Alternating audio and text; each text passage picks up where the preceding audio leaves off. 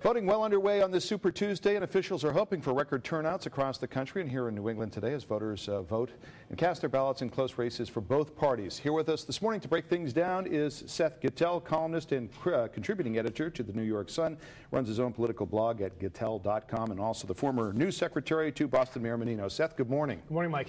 So first, let's talk about the Republicans. Is it likely that John McCain is going to wrap this thing up after today? What's your thoughts on the Republican race? Well, he could be well on his way, especially thanks to the Republican rules for delegates, in which it's winner take all in most of these states. Romney could possibly still win California, but in a Republican race, California isn't the giant that it is in the Democratic race. Fewer delegates are at stake. A state like Missouri counts a lot more.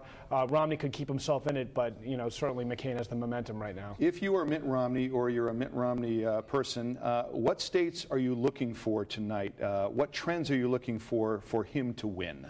Well, you want to see two things. You want to see him win solidly in Massachusetts, win in California, and win throughout the South, which are many of those states are Republican-only voting, and also that Mike Huckabee does not take enough votes away from him to lose in those states. Think there's any chance he'll lose in Massachusetts?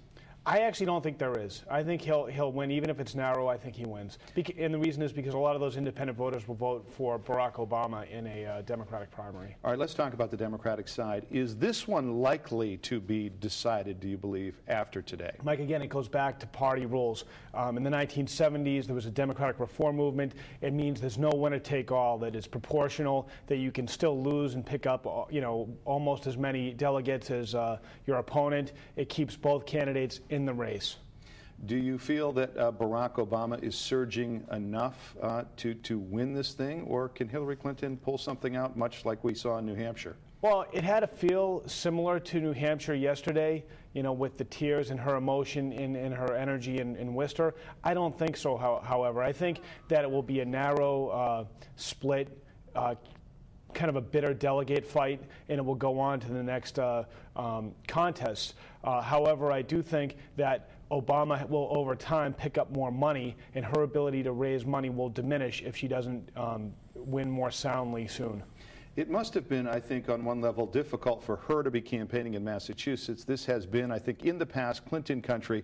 And last night, to see Barack Obama have the support of both senators, Carolyn Kennedy, Deval Patrick. I mean, he's got all the establishment in his corner for the most part. Well, that's right. But, something in the state did change in 2006 with the election of Deval Patrick. Deval Patrick made it possible or feasible for establishment candidates like Ted Kennedy and John Kerry to go with the insurgent Barack Obama.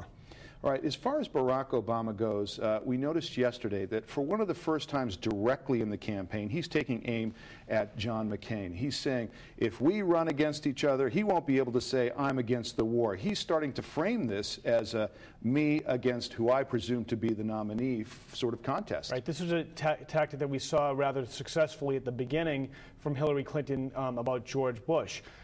This is something that he will try to do to highlight what is his essential difference, both with Hillary Clinton and the Republicans, his position on the war.